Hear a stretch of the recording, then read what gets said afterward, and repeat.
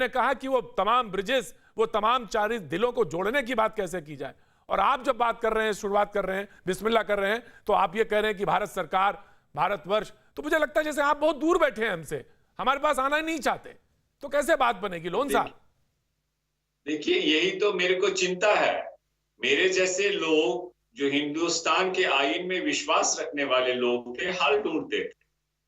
और आज 5 अगस्त के फैसले के बाद तो वैसे लोग वैसी सोच को हराया है भारत सरकार ने।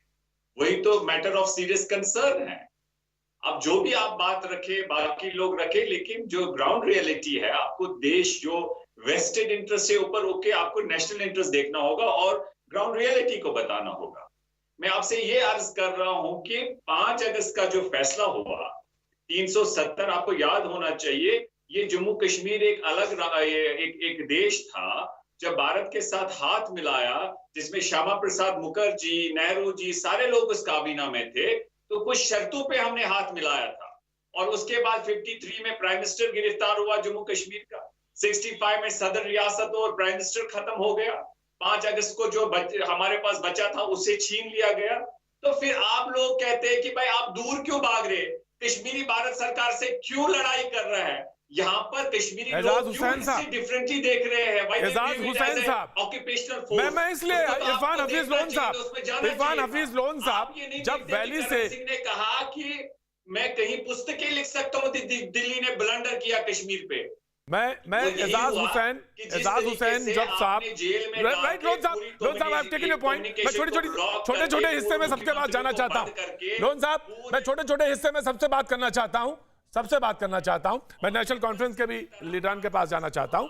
मैं एजाज हुसैन साहब जब वैली से जीतते हैं और वैली से निकलते हैं और जब वो बात कहते हैं, तो मुझे एक उम्मीद लगती है कि नहीं, लोन साहब बात सुनेंगे तो अच्छा लगेगा।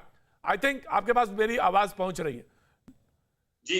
एजाज हुसैन साहब, जो लोन साहब ने कहा कि हमने हाथ मिलाया था, कुछ शर्तों के साथ हाथ मिलाया था, हम अलग देश थे, आज भी वो जब बात शुरुआत करते हैं तो भारत सरकार की तरह से बात करते हैं। एजाज हुसैन साहब जवाब देंगे?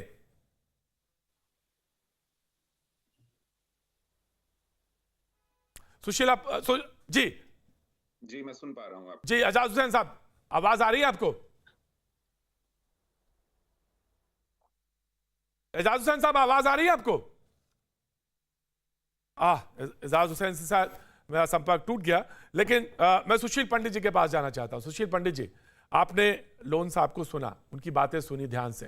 मैं जानना चाहता हूं, मैंने जहां से शुरू किया था वो बात वहीं से रह गई, और वो कह रहे हैं कि हाथ मिलाया था, कुछ शर्तों के साथ मिलाया था, और इतिहास की तरफ वो बार बार लौट के देखते। वो अलग देश था, मुल्क अलग था, हमने शर्तों के साथ आपसे हाथ मिलाया, और मतलब वो बात 370 और 35A पे आकर रुक जाती है।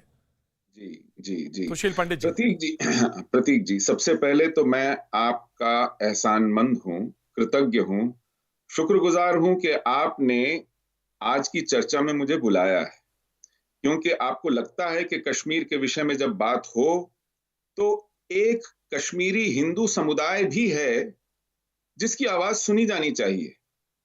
भारत सरकार को यह नहीं लगता है। उन्होंने आज एक बारात बुलाई है कश्मीर से आवभगत के लिए, लेकिन कश्मीर घाटी के एक समुदाय को उन्होंने पूरी तरह भुला दिया है। उसकी एक भी आवाज उस पूरे जमावड़े में कहीं नहीं है। तो इसलिए मुझे आज आपका दुगना शुक्रगुजार होना चाहिए कि कम से कम आपने अपने मंच पर मुझे इस आवाज को थोड़ी सी जगह दी है। हम लोग दो पार्टों में पिसे हुए हैं। एक पार्ट वो है जिसने हमें निष्कासित किया एक हिंसक अभियान चलाकर कश्मीर से, और दूसरा पार्ट वो है जो हमारी भारत की अपनी व्यवस्था का है, जो इस नस्लकुशी को, इस जेनोसाइड को, इस जातीय संहार पर पर्दा डालता है, इससे आंखें चुराता है, इस पर लीपापोती करता है, इसको ढकता है, इसको मानने से इंकार करता है। जब मानने से ही इंकार करता है तो इसके पीड़ितों को न्याय कहां से देगा? आप अभी इरफान हफीज लोन के साथ बातचीत कर रहे थे, मैं उनका बड़ा एहतराम करता हूं, मेरे प्यारे हैं, अजीज हैं, जब मिलते हैं बहुत खुले दिल से मिलते हैं, और ये उनके खुले दिल का ही प्रमाण है कि वो जैसा सोचते हैं, जैसा कहते हैं, आपको दिख जाता है कि वो बहुत दूर हैं। अब वो इतनी ईमानदारी भी ना बरतें, आपको दिखाई भी ना पड़े तो कैसे चले? वो बहुत सादे इंसान हैं, वो ढकते नहीं हैं अपने दिल की बात को, और वो भारत के आईन की बात करते हैं। वो ये जानते हैं, वकील हैं पेशे से, वो ये जानते हैं कि इस आईन के ऊपर एकमात्र हक, इसके ऊपर एकमात्र जुरिस्डिक्शन, ऑथराइजेशन भारत की संसद की है। ये संसद तय करेगी, वो संविधान सभा की एक इनहेरिटर बॉडी है, वो तय करेगी कि भारत के संविधान में क्या रहेगा, क्या नहीं रहेगा, किस तरीके से रहेगा, किस तरीके से जाएगा।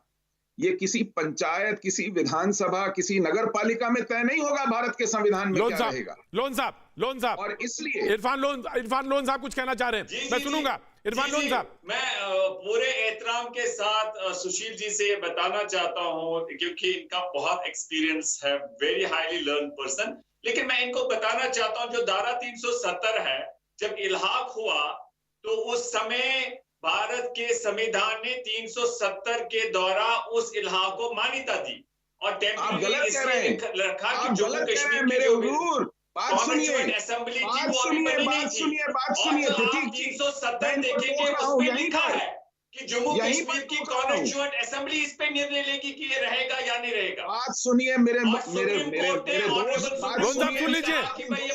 बात सुनिए। राइट लोन साहब, I have taken your point, important point है, मैंने लिया आपका पॉइंट। मैं आ रहा हूं, शेख भाई आ रहा हूं, बहुत बड़ी भूल कर रहे हैं इरफान भाई, आ रहा हूं, इशफाक भाई आ रहा हूं, सुशील भट्टी साहब, जी लोन साहब, राज्य का विभाजन करना हो, राइट लोन साहब, I have taken your point, audio down, या सुशील पंडित जी प्लीज क्लियर। हाँ जी, लोन साहब, आप दोनों तरफ से भारत में जम्मू कश्मीर रियासत का विलय हुआ था, वो तारीख थी 26 अक्टूबर, तब ना भारत